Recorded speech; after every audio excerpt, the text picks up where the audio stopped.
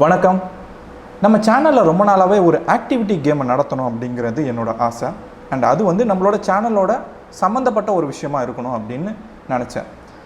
நான் உங்களுக்கு நிறைய கதைகளை சொல்லிக்கிட்டு வர்றேன் அப்படின்றது உங்களுக்கு தெரியும். இப்போது நீங்கள் எனக்கு கதை சொல்ல போகிறீங்க. அதுதான் கேமே. உங்களுக்கெல்லாம் வந்து பாஸ் த ஸ்டோரி அப்படின்ற கேம் வந்து தெரியும். என்னடா இதை குழந்தைங்களுக்கான கேம் தான் நினைப்பீங்க. ஆனால் இதை நம்ம சேனலில் இப்போ வைக்க போகிறோம். கண்டிப்பாக இது வந்து ரொம்ப இன்ட்ரெஸ்டிங்காக போக போகுது. இதில் என்னென்னா, நான் உங்களுக்கு கதையை சொல்ல ஆரம்பிக்க போகிறேன்.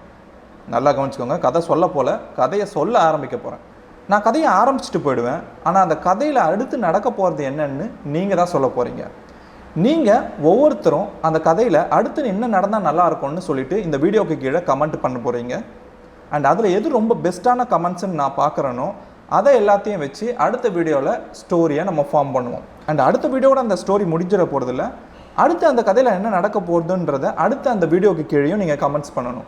ஸோ இப்படியே வந்து இந்த கதையை நம்ம நகர்த்திக்கிட்டே போக போகிறோம். எவ்வளோ தூரம் போக முடியுதுன்னு பார்க்கலாமா? ஸோ இப்போ இந்த கேமை ஆரம்பிக்கிறதுக்கு நான் ஸ்டார்டிங்கில் ஒரு ஸ்டோரி சொல்லணும். என்ன சொல்லலாம்?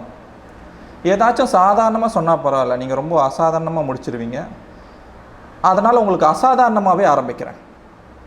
எங்கேயோ வானத்திலிருந்து ஒரு யூஎஃப்ஓ ஆப்ஜெக்ட் பூமிக்கு வருது. ஆளே இல்லாத ஒரு இடத்துல அது எதையோ இறக்கி விட்டுட்டு போகுது. அந்த யூஎஃப்ஓ போன பிறகு அங்கே என்ன இருக்குன்னு பார்த்தா அது ஒரு ஏலியன். என்ன கதையை கேட்டிங்களா? இதே மாதிரி ஒரு பிக்சர் ப்ரெசன்டேஷனோட அடுத்த வீடியோவில் நீங்கள் பண்ண கமெண்ட்ஸில் பெஸ்ட் கமெண்ட்ஸ் எடுத்து ஒரு ஸ்டோரி வீடியோ போட போகிறோம். ஸோ அடுத்து என்னென்ன நடக்க போகுதுங்கிறத நீங்கள் தான் முடிவு பண்ணணும். ஓகே, பாய்.